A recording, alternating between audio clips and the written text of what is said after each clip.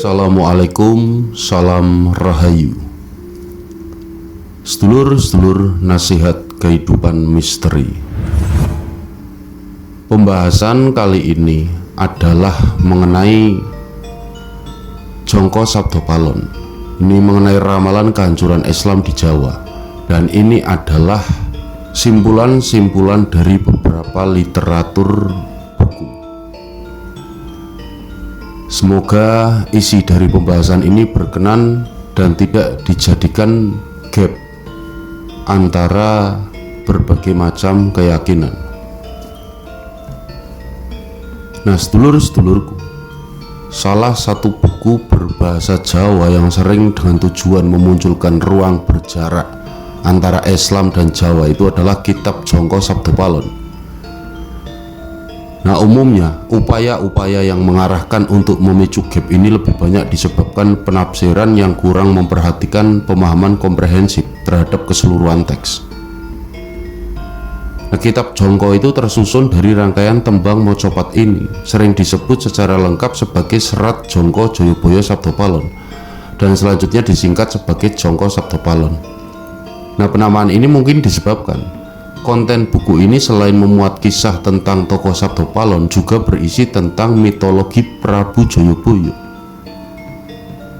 Serat Jongko Sabdo Palon diyakini itu merupakan karya Raden Ngabei Ronggowarsito.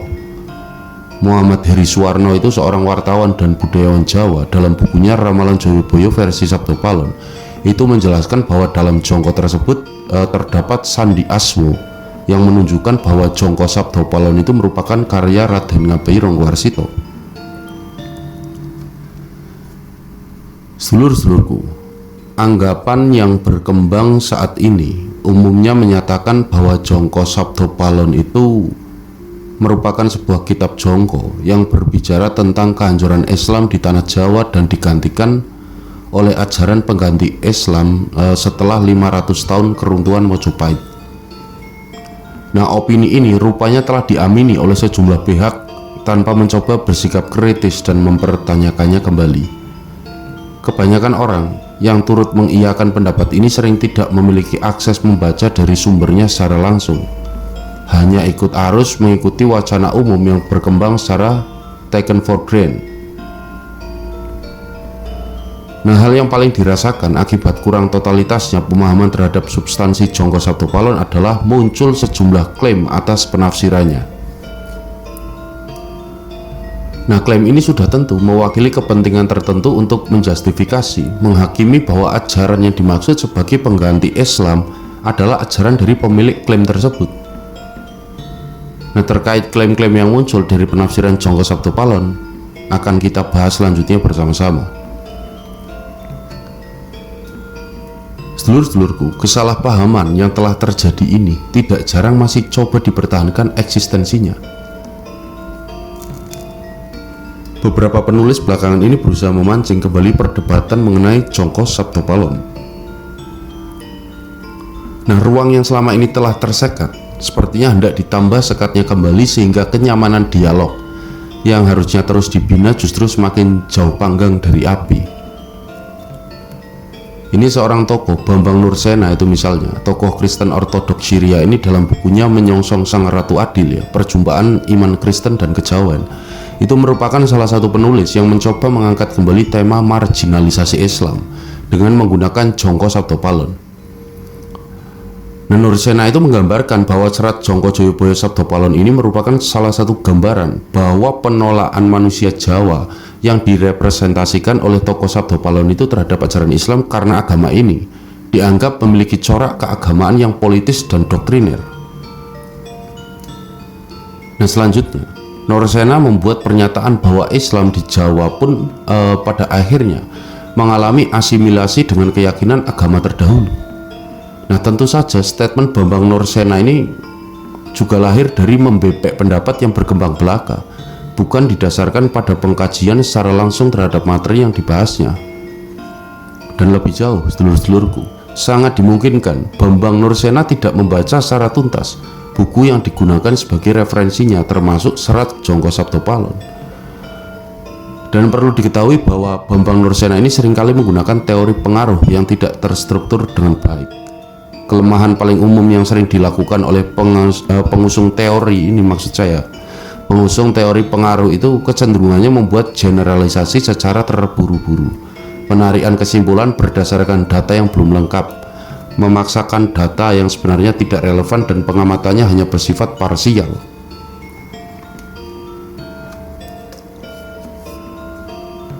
Sedulur-sedulur nasihat kehidupan misteri, isu tentang agama pengganti Islam di Jawa itu sempat menguat dalam seminar kebatinan Indonesia 1 pada 14 hingga 15 November 1959 di Jakarta. Nah, Ketua Umum Badan Kongres Kebatinan Indonesia BKKI ini Mr. Wongsonegoro dalam pendahuluan seminar melontarkan isu tentang visi nubuatan Sumpah Sabdo Palon terhadap Prabu Brawijaya.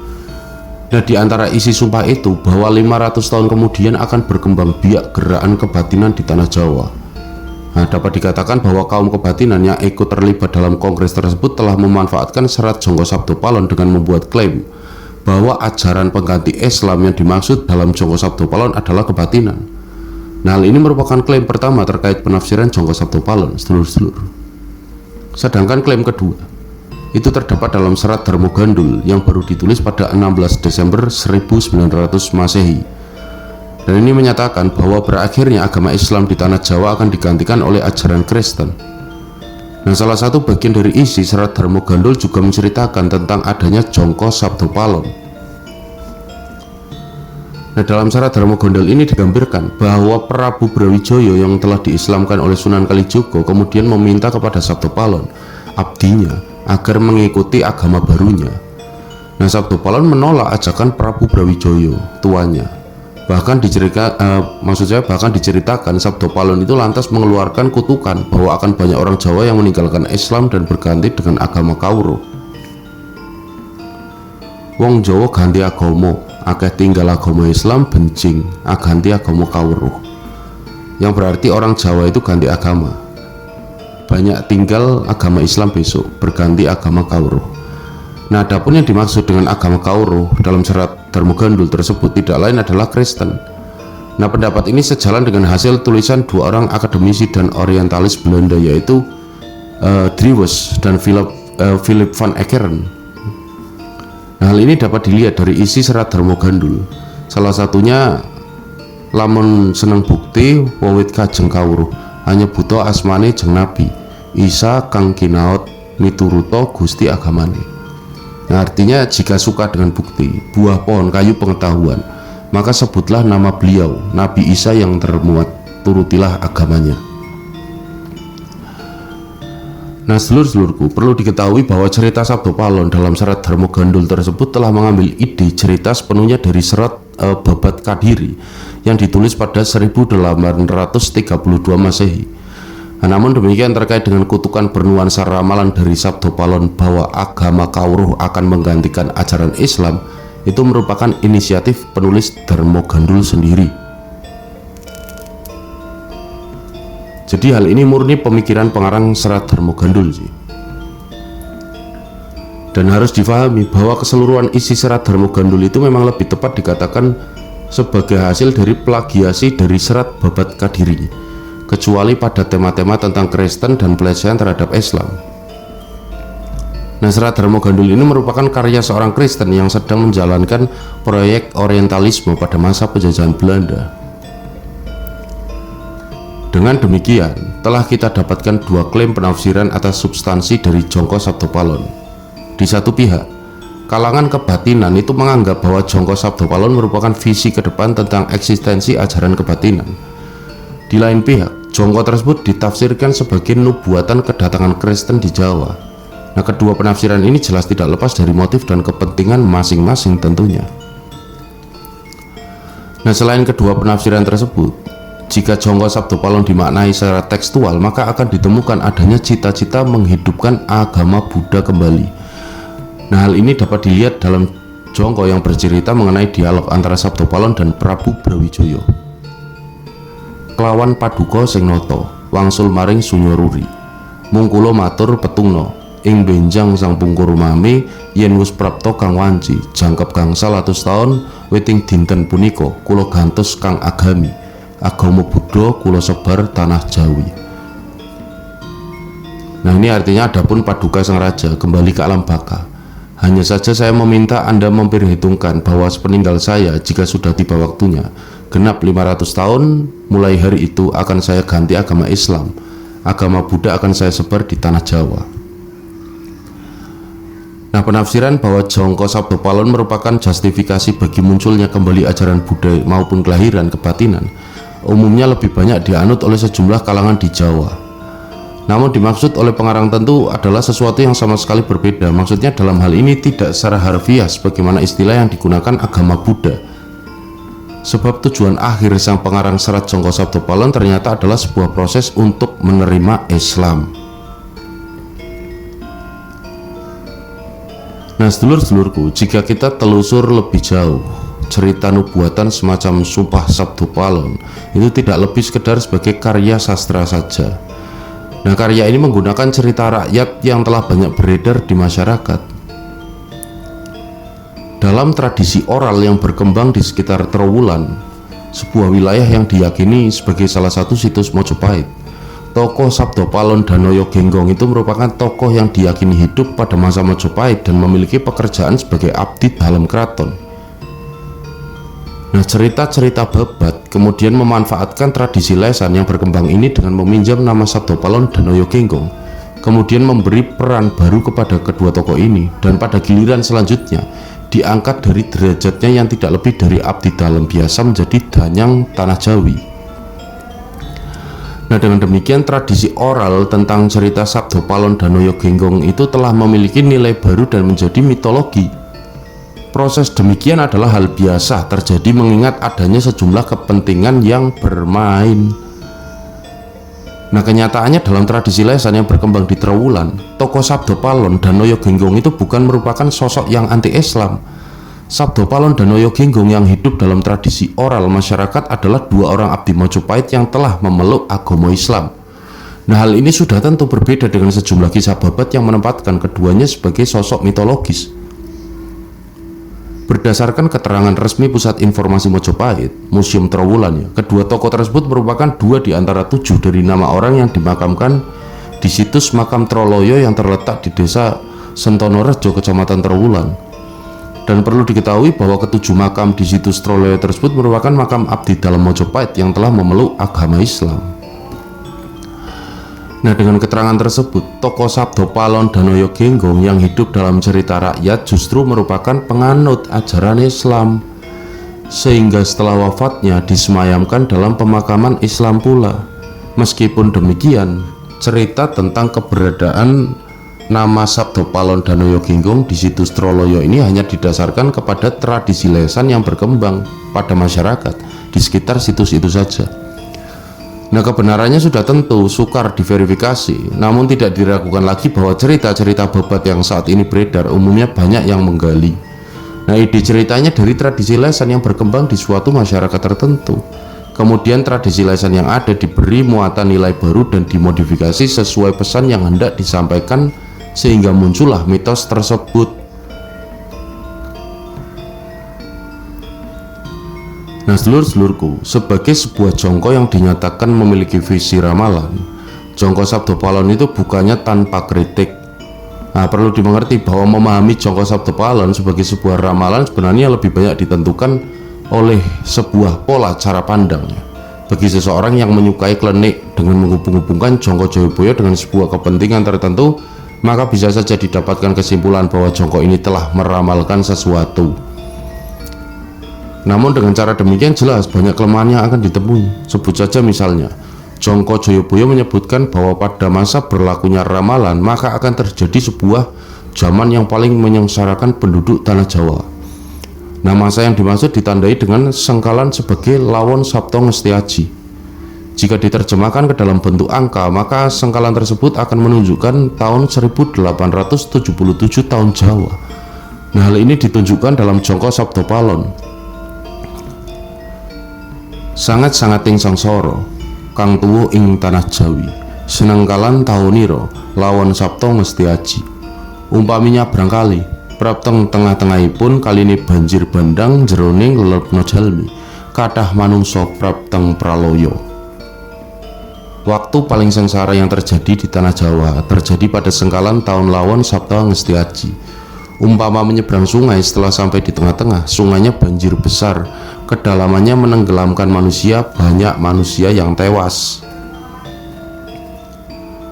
Nah, pemaknaan atas isi Jongko Sabdo Palon tersebut sudah tentu bisa bermacam-macam tergantung cara pandang yang dimiliki penafsirannya.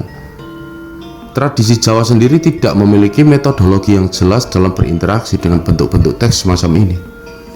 Salah satu cara pandang yang bisa dikemukakan adalah dengan melihat peristiwa apa saja yang terjadi pada tahun Jawa tersebut.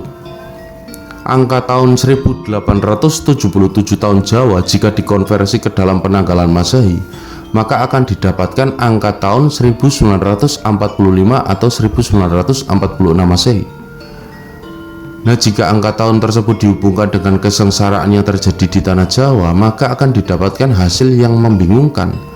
Sebab diketahui bersama bahwa pada tahun 1945 hingga 1946 bangsa Indonesia itu termasuk penduduk Jawa sedang berada dalam suasana kegembiraan karena atas berkat rahmat Allah yang Maha Kuasa dan dengan didorongkan oleh keinginan luhur, maka rakyat Indonesia menyatakan dengan ini kemerdekaannya. Nah, tentu saja hal ini bisa ditafsirkan dengan cara yang lain, di mana bentuk-bentuk penafsiran tersebut tidak dapat dibatasi dengan satu cara pandang saja.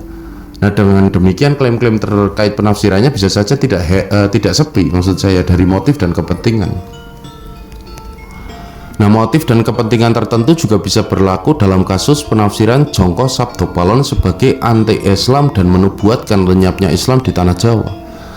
Nah, jika diteliti secara mendalam, istilah-istilah seperti agama Buddha atau Budi dalam Jongko Sabdo Palon ternyata tidak menunjukkan adanya eksistensi ajaran agama Buddha sama sekali. Jadi yang dimaksud dengan agama Buddha atau Budi ternyata memiliki makna istilah yang lain dari makna aslinya. Nah, hal ini ditunjukkan dalam penghujung akhir serat Jongko Sabdo Palon. Pepestene nuso tekan janji, yen wis jangkep 500 warsa. Kepetung jaman Islame musna bali marang ingsun, gami budi madeng sawiji. Lah takdir Nusantara sampai kepada janji jika sudah genap 500 tahun terhitung zaman Islam, musnah kembali kepadaku, agama budi berdiri menjadi satu. Nah, justru Jongko Sabdo Palon dari segi isinya itu menunjukkan bahwa ada keinginan mendalam dari tokoh Sabdo Palon untuk menganut Islam pada masa yang akan datang, yaitu pasca 500 tahun ramalannya. Nah, dalam pandangan Sabdo Palon, ajaran Islam yang dibawa oleh para wali songo termasuk Sunan Kalijogo belum merupakan ajaran Islam yang sempurna. Sabdo Palon berkehendak menganut ajaran agama ini jika telah diajarkan secara sempurna, bebas dari sinkretisme. Nah, Muhammad dari Suwarno, seorang wartawan dan budayawan Jawa, itu menafsirkan kalimat tersebut, ya, bahwa pada masa kehidupan Prabu Brawijaya Raja Majapahit, tokoh Sabdo Palon itu belum bersedia menganut agama Islam dan lebih memilih menganut agama Buddha.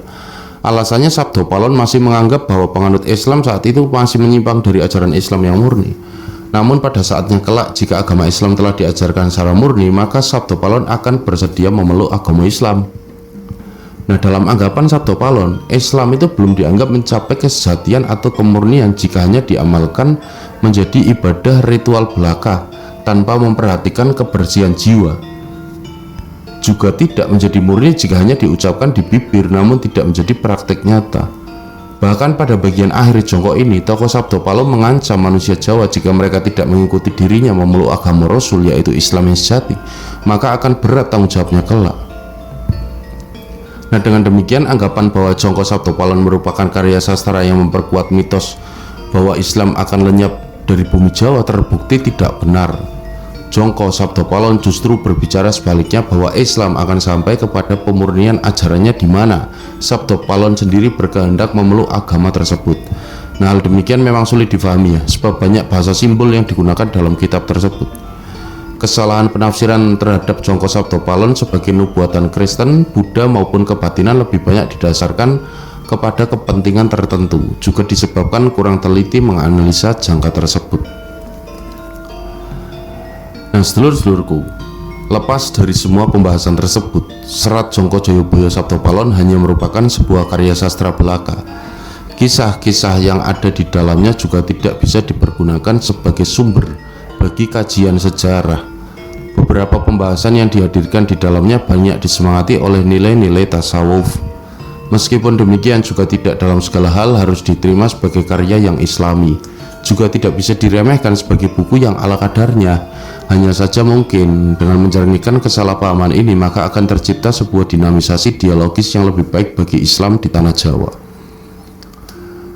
Nah, seluruh-seluruhku, Serat Jongko Joyoboyo Sabto Palon bukan merupakan karya yang harus dikategorikan sebagai karya sastra yang mengambil sikap menentang hukum syariat, melainkan karya yang mampu menjembatani kebuntuan dan kebekuan relasi dialogis yang telah mengungkung selama sekian waktu akibat kurang mendalamnya perhatian di antara kita. Dan perlu diketahui, naskah-naskah berbahasa Jawa yang memperlihatkan sikap murang syara, ini secara nominal sebenarnya hanya minoritas saja, sekedar suara pinggiran. Hal itu pun kadang tidak lepas dari pengaruh negatif masa penjajahan Belanda, tercipta dari kaum yang telah terbeli tekadnya. Hanya saja jumlah yang hanya sedikit dibandingkan karya-karya yang memberikan apresiasi positif terhadap Islam ini seringkali diangkat secara besar-besaran, sehingga kesannya apresiasi yang terakhir ini mewakili wajah Jawa.